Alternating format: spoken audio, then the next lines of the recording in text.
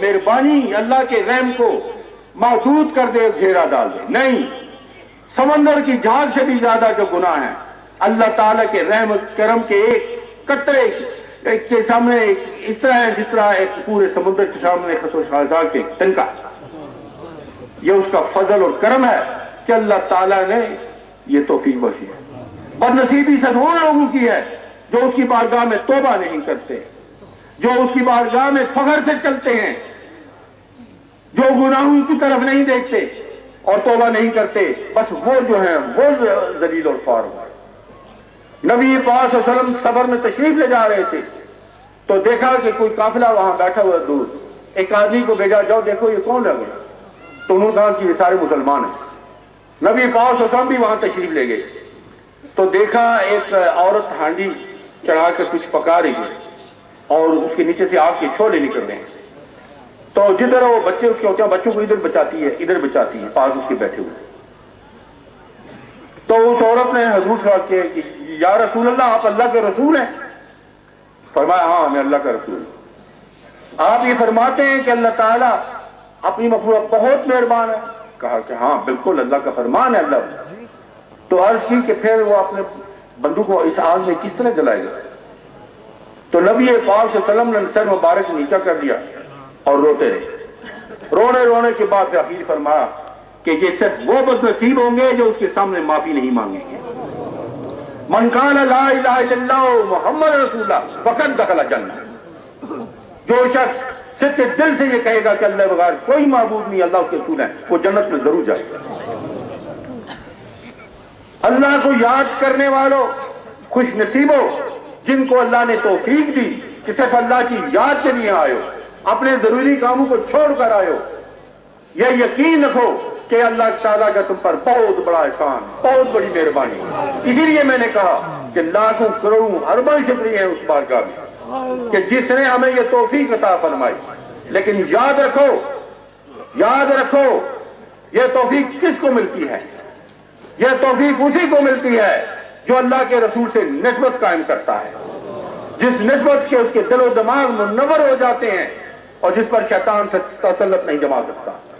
جو نسبت رسولی حاصل نہ کرے اس کے دل و دماغ ظلمت میں ڈوبے ہوتے ہیں، اسے توفیق ہی نہیں ہوتی توبہ کرنے کی۔ اگر توبہ کرتا ہے تو شیطان اس پر سوار ہوتا ہے اور ہر مقام پر اسے پھر گمراہ کرتا رہتا ہے۔ وہی لوگ توبہ کرتے ہیں، وہی لوگ توبہ پر قائم رہتے ہیں جو نسبت رسولی سے مالا مال ہوتے ہیں، اور یہ نسبت رسولی کے درس ہمیں ہمارے مرشد نے دیا، جن کی یاد میں ہم اپنی زندگی گزارنا اب فخر سمجھتے ہیں، اپنا نسبت عین سمجھتے ہیں۔ یاد رکھو جو اللہ کی بارگاہ میں توبہ کرنے والوں، یہ یقین کرنے والوں کہ اللہ تعالیٰ نے آپ کے سارے گناہ معاف فرمائے، آپ کی ساری دعائیں قبول کر لی، یہاں سے کوئی شخص ایسا نہیں جائے گا جس کا مطلب پورا نہ ہو۔ اگر نہیں ہوتا اس کا مطلب ہے اس کے اپنے اندر، اس کے خیال میں، اس کے یقین میں فرق۔ یہاں سے یقین لے کر جانے والوں یہ یاد رکھو کہ دنیا کی ہر مراد آپ نے اپنی جوڑیوں میں بھر دی۔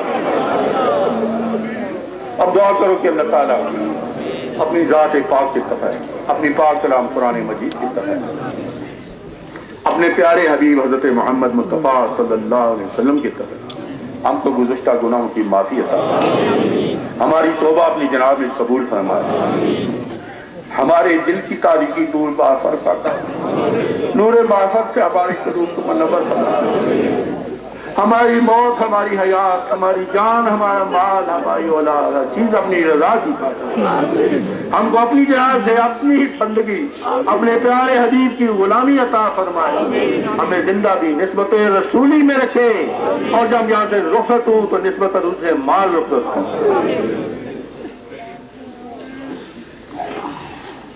اللہ تعالیٰ حاضرین مجلس کی تمام آرزوئے قبول فرمائے، اللہ تعالیٰ شیطان اور نفس کے تسلط سے بچائے۔ بہت سے لوگ جو اس عرصے میں فوت ہو گئے ہیں، جو نسبت رسولی سے تعلق رکھنے والے، ہمارے ساتھ محبت رکھنے والے، سب کے نام فردن لینا مشکل ہے۔ حاجی گلزمان صاحب وہ بھی اس جہان سے رخصت ہو گئے، جنہوں نے بہت بڑی خدمت کی اور اخلاص سے کی۔ پیر جمشید بخش صاحب وہ بھی فوت ہو گئے، ان کے لیے بھی دعا کریں۔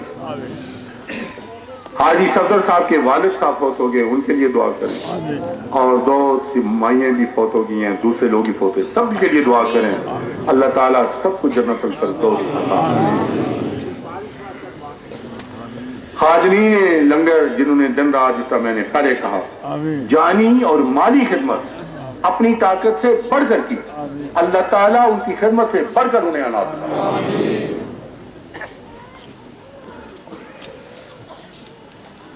سارے لوگوں کے لنگر تیار ہے، لنگر کو کھانا ایک ثواب سمجھا کریں، یہ دعا ہے اور ساری بیماریوں کو دور